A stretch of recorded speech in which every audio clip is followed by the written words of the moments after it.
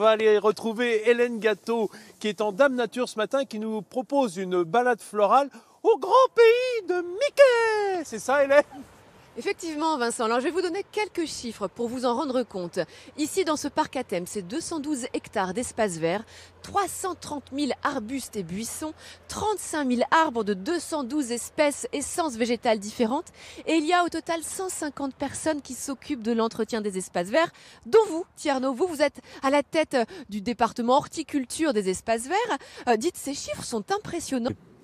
Des attractions du parc. Et de maintenir une biodiversité. Préserver la biodiversité et favoriser les milieux écologiques. Merci Tierno. Alors venez avec moi. Je vais cette fois-ci rejoindre un autre membre du personnel, c'est vous Gaël. Vous êtes plutôt en charge du potager. Il y a donc un potager dans ce parc à thème.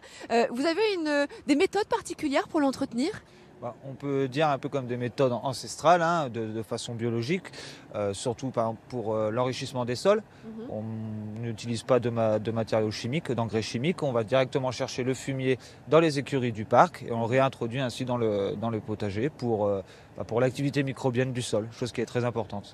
Donc c'est une culture bio du potager. Et qu'allez-vous faire ensuite des légumes récoltés ici ? Donc tous les légumes partent en circuit très court dans certaines cuisines du parc.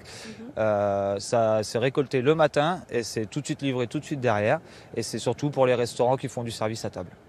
Merci Gaël. Alors sachez que si cette dimension écologique de la flore vous intéresse dans ce parc à thème, eh bien du lundi au vendredi tous les matins sont organisées des visites, c'est ce qu'on appelle les hortitours avec des jardiniers du parc.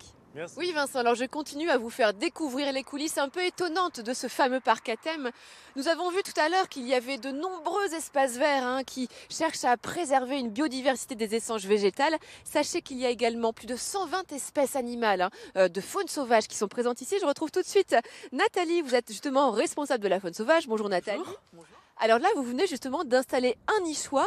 Il y en a beaucoup sur le parc ? Oui, on en a plus de 200 d'installés sur le site. Des nichoirs pour les mésanges, pour les gommes-mouches, pour les roche-queues et pour les hirondelles. Est-ce qu'il y a d'autres installations que vous mettez en place comme ça ? Les abris à insectes, Oui. les hôtels à insectes plus particulièrement, et des abris pour les chauves-souris. Donc vous cherchez vraiment à maintenir une biodiversité grâce à des installations, mais au niveau des espaces verts, j'imagine aussi que vous attirez les animaux. Oui, on attire avec les prairies fleuries, par la gestion différenciée aussi. Alors quand on parle de biodiversité, forcément on va parler des abeilles, de la pollinisation, du rôle extrêmement important de ces animaux-là. Vous avez combien de ruches ici ? À peu près 80. Et vous faites quoi, du miel récolté ? Il est pour nos visiteurs.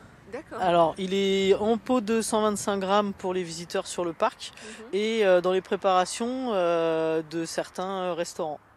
Alors là, on a parlé essentiellement des insectes, donc des chauves-souris, des oiseaux. Est-ce qu'il y a aussi des mammifères qui sont présents ici ? Je ne sais pas, peut-être des renards ou des sangliers ? Oui, on a des renards. On a des renards, des lapins. Les lapins, quand on a des prises, on les remet dans d'autres départements ou ailleurs dans le département. Donc il n'y a pas de trapage ou de chasse ici, Pas de chasse. Voilà. On capture, mais après on remet vivant dans le département ou ailleurs dans d'autres départements. Ça, c'est finalement une dimension de ce parc à thème qu'on ne connaît pas, que vous œuvrez pour la biodiversité, la préservation de la faune sauvage. C'est important la biodiversité, les insectes pollinisateurs, par exemple avec les abeilles, c'est beaucoup d'insectes pollinisateurs. Merci beaucoup Nathalie. Et bien comme ça, voilà, vous avez vu une nouvelle facette de ce parc. Que vous connaîtrez maintenant qu'on viendrait ici faire des attractions, eh bien vous saurez que derrière tout cela, il y a des hommes et des femmes qui œuvrent pour préserver la faune sauvage et les écosystèmes, la biodiversité.